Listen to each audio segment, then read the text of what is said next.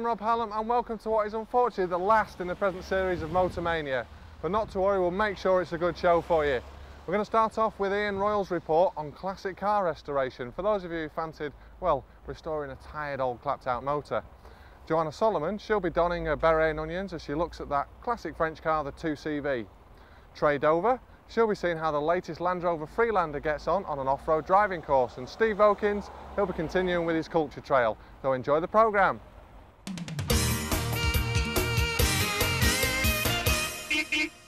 The classic car restoration business may be small in this country, but the few specialists who are around certainly know what they're doing. Now, a replica can look exactly the same as an original, but cost substantially less. You might fancy, say, a blower Bentley, a Bugatti, or an Austin 7, but you have to be careful and make sure that you don't get your fingers burnt. So we've come to somewhere in the middle of nowhere on the Wales-Shropshire border to meet a man who does know what he's doing. Don, what first got you into classic car restoration and building up replicas? Basically, I started racing Austin 7 specials in the late 50s, early 60s, and it more or less progressed from there. You know, it sort of grew from a hobby into a business. And what sort of market is there, you know, for having replicas done? I mean, this is an Austin 7 replica, isn't it? Yeah, it's not a tremendously big market, but it's sufficient to keep one or two of us going full time, basically. And how much of the car is original, and how much is basically all of it, apart from the fact it's a new body, a replica body, very similar to the works body, but all the bits and pieces are actually Austin 7. It's just that they're modified and made into the configuration what the works did in 1937. And what sort of price would this cost, you know, if somebody wanted to buy that car if it was for sale now? What would it go for? That car, as it is now, I should think really would probably fetch £14,000 to £16,000. And it would cost you something like that to build it, basically. Now, this is an interesting project you're working on here. You've got the blower Bentley. Yeah. A major job by the sound of things. What sort of people want this sort of job doing? I mean, obviously somebody with a lot of money to start with. Yeah, that's right. Well, I mean, true enthusiasts, basically. I mean, obviously they've got to be. This gentleman in particular has probably got, I think he's got 4 or 5 more Bentleys. So it's going to cost him somewhere in the region of about £200,000 for a replica version. I mean, if it was a completely original one, we'd be looking at £2 million or so, mega money. So he's getting it on the cheap. Yeah, in some ways, yeah. But I mean, people know they are replicas, but in actual fact, the majority of the car is original. So, although it is actually a replica, it's using all the original, most of the original parts, you see. So you've taken things like the supercharger and you've had that. That is a replica, but it's an exact copy of the original part. You know. Presumably, you wouldn't be able to get an original one now. Is that the case? Or? You may do, but it would be worn out anyway. So you'd have to. So you'd have to completely restore it. Moving on to this behind us now. This is a Bugatti. Yeah, Type 37 Bugatti. That particular model, I mean, you're looking at £80,000 to £100,000, you know. And the history is part of the value of the car. Of course it is. You know, and all Grand Prix Bugattis have got history. You know, they've all been raced because they were built for racing. They've won Grand Prix and they've won a tremendous amount of races with very famous people driving them. So, I mean, that is like the intrinsic value of the thing, isn't it? You know, you say, well, that was Malcolm Campbell's car or Count whoever. You know, in the 20s and 30s, I mean, that's the history, isn't it? What do you think makes cars like these, you know, so special to you? I mean, you've obviously got a great love and a great passion for them. Well, yeah, I've always been interested in vintage cars, you know, old cars, and it's as much as anything, it's the actual mechanical side of the thing, the actual ingenuity of actually what they did in the 20s and 30s and so on. And when you look at it, it's very artistic as well as being. It's not just pure engineering. And if you look at Bugatti, it's an artistic thing, isn't it? It's a thing of beauty, really. What do these cars actually like to drive, well, either on the racetrack or out on the road, the ones that are road legal? I mean, how do they sort of compare to modern-day cars? Completely different, I suppose. Yeah, entirely different. I mean, a thing like a Bentley is like really, well, to be rude, they used to call them the fastest lorry in the world. Which it is. It's big and it's heavy to drive, on the whole, whereas a Bugatti is more like a thoroughbred. It's more of a lightweight type of thoroughbred horse. So, although some of the replicas here, like the Bentleys and Bugattis, may cost a lot of money, an Austin 7 like this might be a good way to start. It'll cost you around £12,000 to £14,000 for a good one. So if you're looking for a hobby that's way more interesting than fishing, classic car racing in a replica might be what you're looking for in life.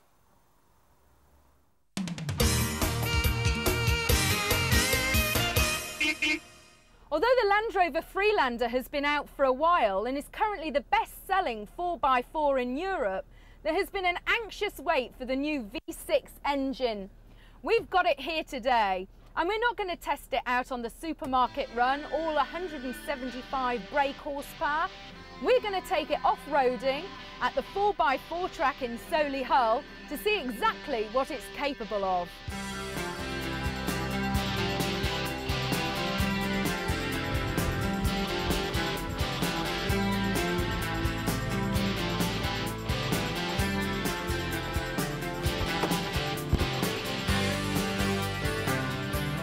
We've got the 4x4, so let's go and meet the instructor. Hi John, hi. So what are the main differences then, driving on a 4x4 course as opposed to the road?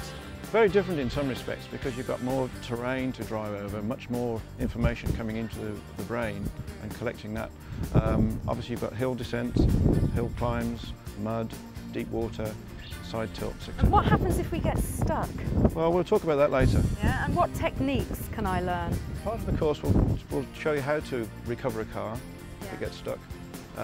We don't normally get stuck in Land Rovers, but it does happen. Off-roading is about getting stuck at some point. Well, let's go and have a crack at the course. By all means. Why don't you follow us?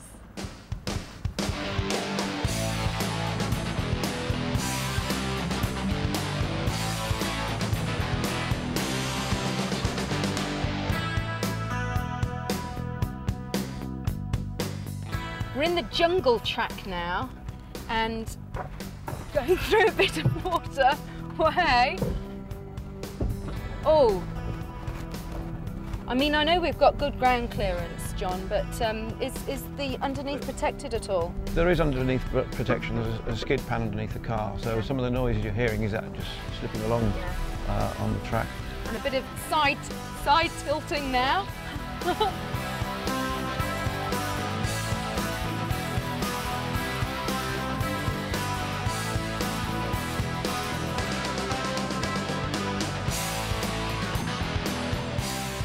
Now the trouble that I have is I always tend to oversteer a bit because once it gets in these wedges you don't actually need to do much, do you? That's right, just relax on the steering wheel and let the car almost take you through rather than trying to drive it.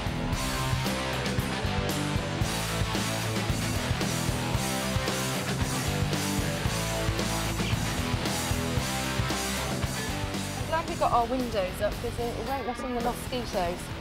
Okay, now we have some deep water coming up. Yes. Normally, if you're on an expedition, you'll get out and check how deep the water is, yes. What's underneath the water. Yes. I've been through here many times, and trust me, let's go for it. Okay. And we need a bit of do we call it a bow wave? Yes, right. Create a bow wave as you're going through it. Yeah. Into deeper water. Okay. That gives you actually... And it really is right. It's deep, this water. That gives you more clearance behind the wave.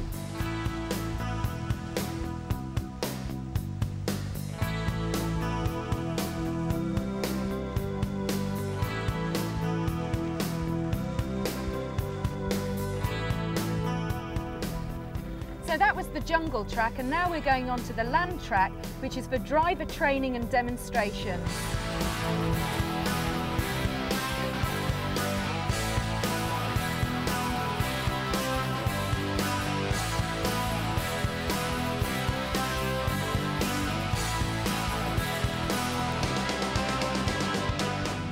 The Freelander pioneered hill descent control, HDC, which uses the anti-lock brake system to slow the car during slippery descents. And that's all we've got time for from Menna Motors. It has actually been an exclusive. We are the first to drive the new Freelander V6 on the infamous jungle and course track here in Solihull. And what do we think of the new Freelander V6? Well, we think it's sexy but sensible. And it's certainly raised the stakes in the 4x4 market, not only in its class, but of classes above it. Cheerio.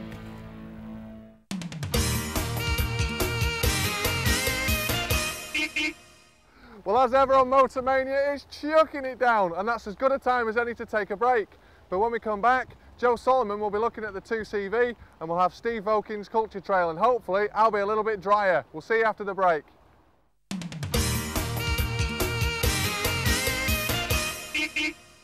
In today's global village, it's encouraging to remember that even cars designed for a world market still display many of the characteristics of their country of origin. Take, for instance, the Japanese.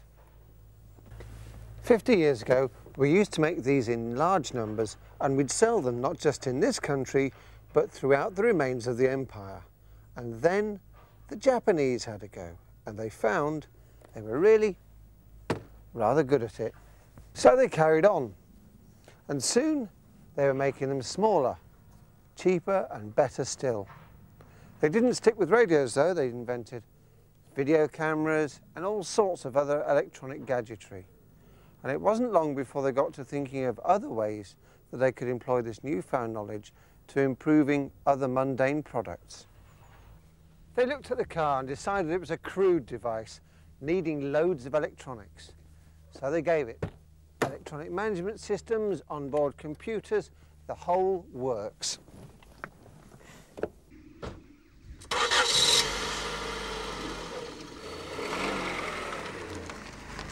When this car was launched in 1987, it was a technological tour de force. This was the first car in the world to have proper four-wheel steering. It's loaded with electronic gadgetry, and it was a real leap forwards in terms of automotive technology.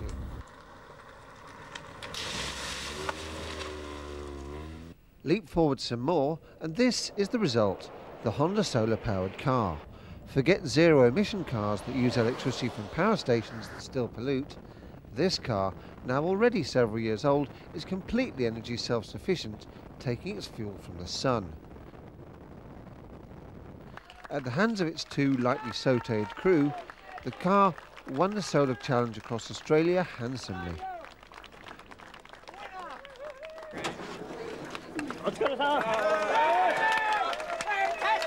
But until this sort of hardware becomes commercially viable, electro-petrol hybrids, such as the Toyota Prius, are the next best thing. Now available at a dealership near you, these cars have fiendishly sophisticated electronics which decide whether the petrol engine or the electric motor should propel you to the shops. But at least this handy little screen gives you some clue as to what's going on somewhere under its high-tech bonnet, if you can understand what it's trying to tell you. Looking at Japanese cars, the future is bright. The future is techie.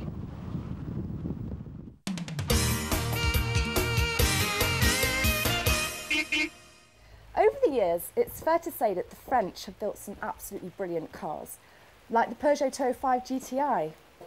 Sadly, the car we're featuring today doesn't have quite so many fans. The car in question, it's a Citroen 2CV, and I've come over to Leeds to meet a man who's absolutely mad about them. I've always thought, wrongly or rightly, that the 2CV is often driven by teachers or eco-warriors, weird beards or eccentric people, basically. Obviously, you're none of the above, but could you tell me a little bit about why they appeal to you so much? Well, it's too cold for the sandals, but I'm trained as an architect, and I find the design fascinating. It's a clever piece of automotive engineering. There are some cars which are cheap and nasty, and there are some cars which are just conventional. Yeah. This is conventional, this is unusual, it's effective, and it's cunningly designed. What's very interesting is the idea behind creating these cars. Could you talk a little bit about the functionality and how they were designed? Well, the original idea was as an umbrella under four wheels to get rural France on the move pre-war. Yeah. In the event, the war interrupted things, but for many French peasants after the war, this was their first experience of motor transport. Right. So it needed to be simple to drive, to maintain, cheap to buy, durable and economical. Right. Style and conventional appearance were secondary. If you look at, the design of the car, take the bonnet for example. I mean, it's quite a wacky design, isn't it, with the lines kind of going down. It is. The idea was that rather than have a flat bonnet as you would have on a normal car and a grille, Citroen's approach was to combine it into one panel, saving metal, saving on weight, and put the ribs in it to strengthen it.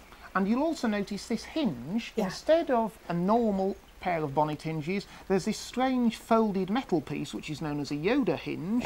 It's also used on the door and on the boot lid. It allows the bonnet to be slid off sideways for servicing, and again it's cheaper and lighter than conventional metal. Right, absolutely. Now, the Citroen 2CV stayed in production for actually over 40 years, which is a huge amount of time. Why do you think it managed to last so long? And it even lasted a year longer than the Mini, didn't it? It did, because it's basically a very sound design.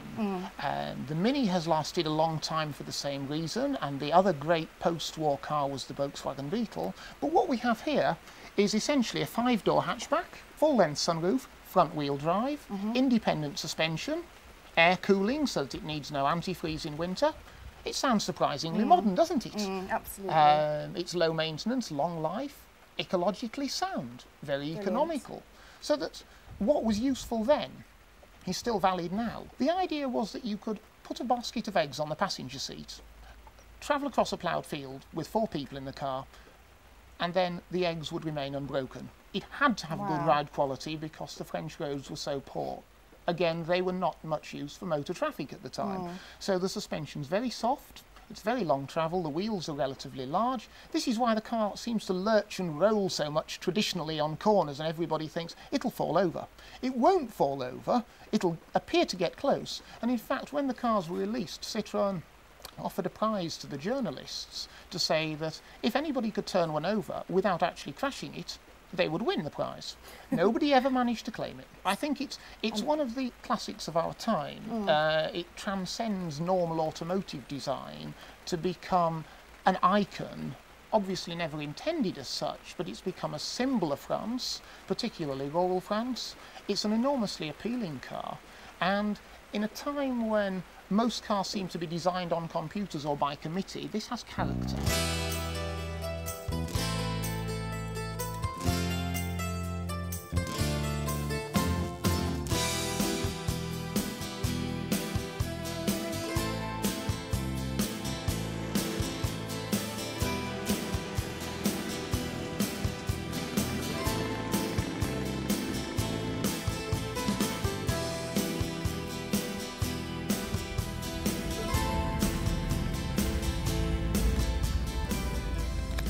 The acceleration on the 2CV, this 2CV, is absolutely, I mean, it's really, really surprising. The car's very, very steady. But there again, you have to take into consideration that this was built as a stunt car, so there you go. But the car's been very, very comfortable, seats are brilliant, and I felt very safe in it actually, really good. The only thing is it gets a bit nippy, it's a bit cold, but if you only go on a short journey, it's really good fun.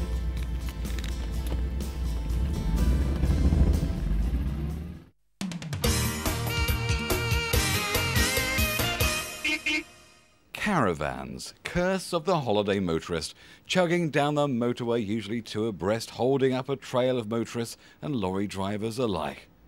Well, maybe not in this case. Motoring journalist Mark Walton has teamed up with Chrysler Jeep to take on the speed record for towing a caravan. But how did this amazing record attempt come about? Brian Reese of Chrysler. This crazy man called Mark Walton phoned us up and said, would we try and break the land speed record for towing a caravan? So we're going to have a damn good go at it. Got lovely weather for it today. And 126 miles an hour is the target. Doesn't sound that much, but it's got to be a normal caravan. Can't be any aerodynamic changes, and we can't take everything out. The caravan's got the cooker and the fridge in there still. 126 the target. We reckon we might get about 130 today with the Vokins. It's one hell of a powerful car, and we've got good weather for it. So that's the plan. And what sort of speed do you think you'll achieve? Viper would normally do the best part of 180 miles an hour, but we put the caravan on the back and it's like a big parachute and air brake on the back almost. And we'll probably get stuck at about 130 there, I should think. So let's meet our intrepid pilot. Mark, what are the major things you'll need to keep an eye on during the run? The main thing is just basically no really strong crosswinds, because obviously we don't want the caravan sliding around. And not having any rain is another advantage, obviously. There's actually a balloon floating around over there, which is giving us a lot of confidence as well, because balloons don't usually go up in windy weather either, so it's looking good. So with the onboard radar transmitter set up, Mark heads out for the first run. How does the man from Abbey Caravans feel about their precious mobile home losing a trusty Volvo estate, which normally becomes a standard feature? It's into unknown territory for us. We're a little bit concerned at what the stability would be like. Yes, one must bear in mind that, I mean, we're not looking at advanced aerodynamics because caravans are only legally allowed to be towed at 60 miles an hour. Although not allowed to make major modifications to the car in the rules, the team will even try a new air filter in search of extra speed. Well, it gets up to about 115, just like that. Yeah. Dead easy, no problem. And then all of a sudden it's counting the miles. And 116, 117. You stop thinking, come on. So drastic action is called for. Believing that heat build-up under the bonnet could be a source of some lost performance, the team try a few runs with the bonnet slightly open. The record currently stands at 126.77, so we need 0.8, so we need 0.1 of a mile an hour faster. I mean, I think we're so close now, absolutely every millimetre of difference could get us 0.1. The team sets out for one last run. If they don't succeed this time, they'll call the whole attempt off.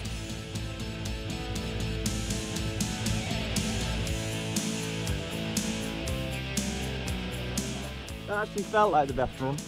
But at the end, I just glanced down at the rev counter, and normally it's just about 5,100 RPM. And that time, I just glanced down, and I thought, blimey, that's about 5,200, 5,300, and it's just a tiny, tiny fraction. And the engine note was just ever so slightly higher. And I thought, well, if that's not it, then that's it. There we go. 1 mile an hour over.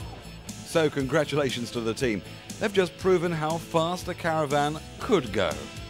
Now they've just got to work out which way to the M5.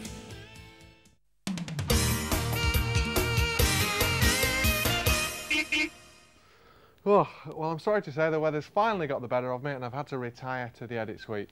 Well, I hope you've enjoyed our lighter look at all matters motoring over the last 6 weeks, and hopefully we'll see you again soon with another series of Motor Mania.